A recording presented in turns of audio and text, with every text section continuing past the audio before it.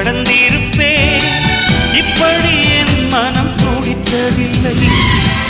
அது ஒரு அழகிய நிலா காலம், கனவினில் தினம் தினம் உலா போகும் நிலவுகள் சேர்ந்து பூமியில் வாழ்ந்தது, அது ஒரு பொற்காலம்.